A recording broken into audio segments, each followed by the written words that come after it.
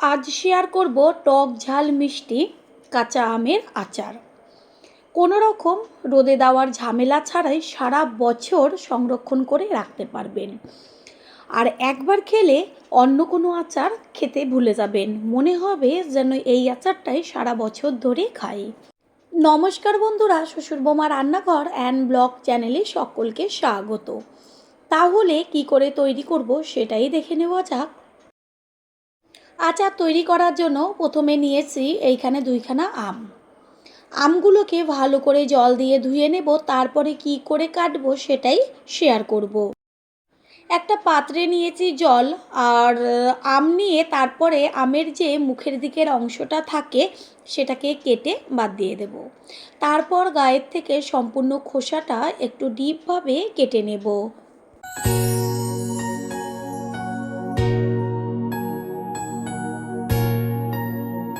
গায়ের থেকে খোসাটা কেটে নেওয়া হয়ে গেছে। এবার মাঝখান থেকে অর্ধেক করে কেটে তারপর অর্ধেকের থেকেও আবার অর্ধেক করে কেটে নেব, আবার আওড়াভাবে আর এক টুকরো করে নেব। এইভাবে একটা আমকে 8 টুকরো করব।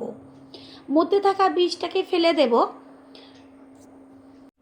আম কেটে নেওয়া হয়ে গেছে আর আম গায়ে যে কষ থাকে সেগুলোকে 2-3 বার জল পাল্টে পাল্টে ধুয়ে নিয়েছি।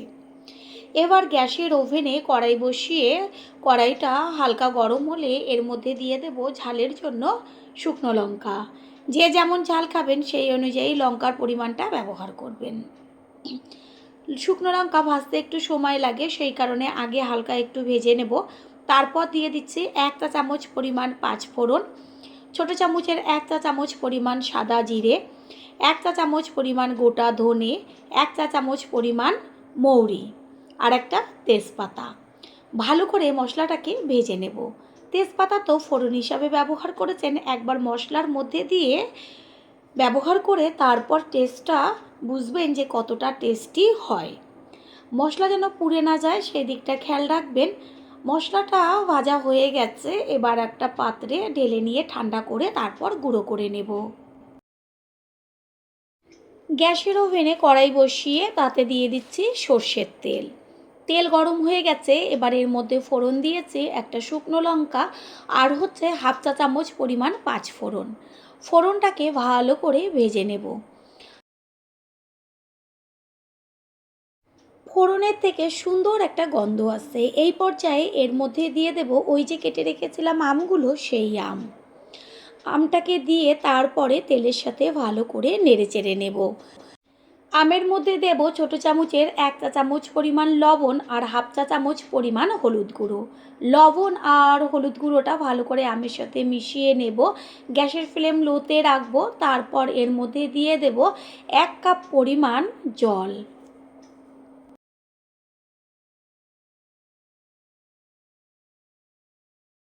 কালারের জন্য দেব ছোটো চামচের 1/2 চা চামচের থেকেও কম পরিমাণ কাশ্মীরি লঙ্কার গুঁড়ো। লঙ্কার গুঁড়োটা ভালো করে মিশিয়ে নেব। আর জলটা যখন টকবক হয়ে ফুটতে শুরু করবে সেই পর্যায়ে এর মধ্যে দিয়ে দিচ্ছি চিনি। এইখানে আমি 200 গ্রাম চিনি ব্যবহার করেছি। আর আমের টকটা কীরকম বা আমের পরিমাণ কতটা তার উপরে চিনিটা দিতে হবে।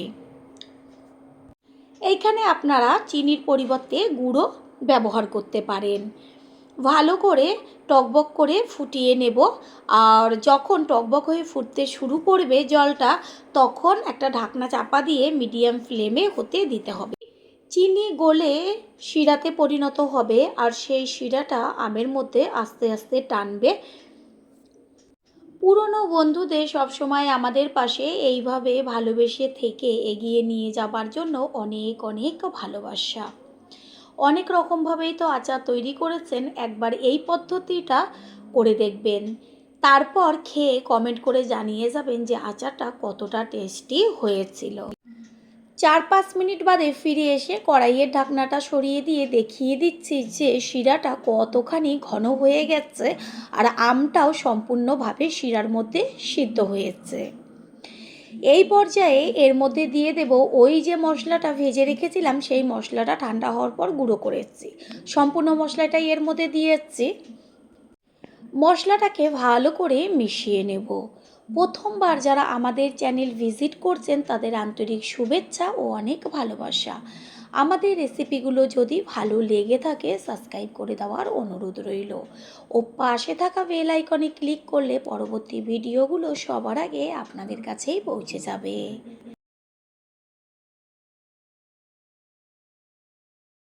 মশলা দেওয়ার পরে কিছুক্ষণ একটু ঢাকনা চাপা দিয়ে দিয়েছিলাম, ঢাকনাটা সরিয়ে দিয়েছি। দেখা যাচ্ছে যেমন কালার তেমন কিন্তু টেস্ট।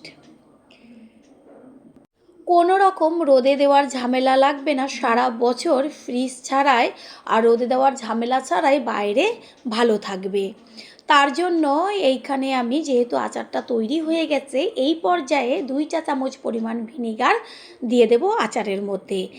ভিনিগারটা ভালো করে মিশিয়ে নিয়ে আর 1.5 থেকে 2 মিনিট মতো রান্না করে গ্যাস অফ করে দিতে হবে।